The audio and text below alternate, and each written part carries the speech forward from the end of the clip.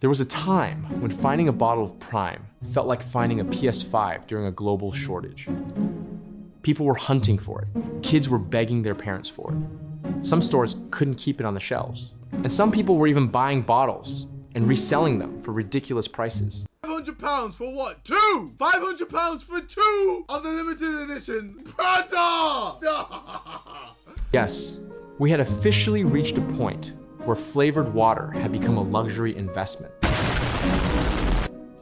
And somehow, two YouTubers had managed to create one of the biggest drink crazes the world had ever seen. Prime went from being basically unknown to becoming a global phenomenon. It was everywhere. America, Britain, Australia, Europe, social media, supermarkets, sports. You couldn't escape it. At one point, I genuinely wouldn't have been surprised if Prime showed up at my dentist appointment. But then, something changed. Lower, slower, the crowds disappeared. The hype disappeared, the resale prices disappeared. And suddenly, Prime was sitting on supermarket shelves looking like it had been grounded by its parents. So what happened? How did Logan Paul and KSI take a drink from basically nothing to a business associated with more than $1 billion in annual sales, and then watch the hype collapse? This is the story of Prime.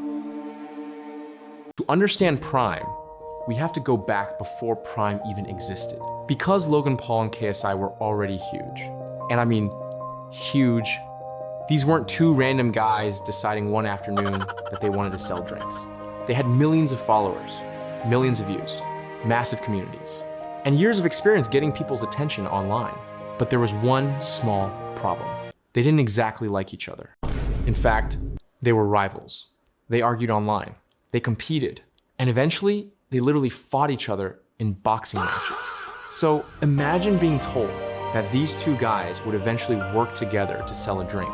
You probably would have said, yeah, sure, and I'm becoming an astronaut tomorrow. But somehow it happened. Eventually, the rivalry became a business relationship, and the two creators realized something very important. They were both incredibly good at one thing, getting attention. And in the modern business world, attention is extremely valuable. So instead of fighting each other, they decided to make money together. Honestly, capitalism really does bring people together. In 2022, Logan Paul and KSI launched Prime. The concept was simple. Create a drink, give it colorful packaging, create interesting flavors, and use the enormous audiences of two internet celebrities to promote it. But Prime wasn't marketed like a traditional drink. There wasn't some boring television commercial where a family sits around a dinner table smiling at a bottle. Instead, the founders themselves were the marketing. Logan talked about Prime. KSI talked about Prime. Their fans talked about Prime. Then TikTok talked about Prime.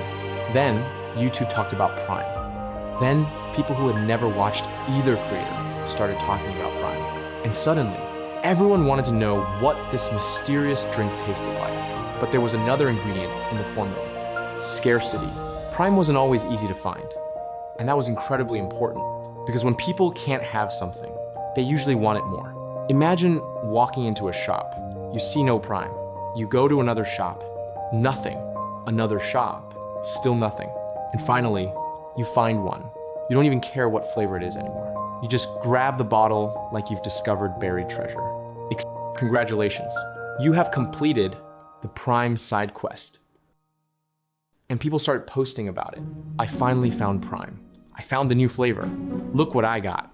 And every one of those posts created more attention. More attention created more demand. More demand created more scarcity. And the cycle continued. Prime wasn't simply selling a drink. It was selling the experience of finding the drink. And then Prime exploded. People started making taste test videos, ranking flavors, comparing bottles, collecting them, arguing about which flavor was better. And some people were acting like the fate of humanity depended on whether Ice Pop was better than Blue Raspberry. Prime had become content, and that was genius. Think about it. A traditional drink company has to spend money creating advertisements. Prime's customers were creating advertisements for free. Every TikTok was promotion. Every YouTube video was promotion. Every argument about the flavors was promotion. Every time Logan Paul or KSI mentioned the brand, millions of people were potentially listening. And the numbers reflected the attention. Prime generated around $250 million in retail sales during its first fiscal year. But then, the numbers became almost ridiculous. By 2023, Prime was projected to surpass $1.2 billion in annual sales. $1.2 billion. Think about that for a second. Two YouTubers launched a drink, and suddenly they were playing in a completely different league. Prime was no longer some little internet experiment. It was becoming a serious global business. The brand expanded into more countries.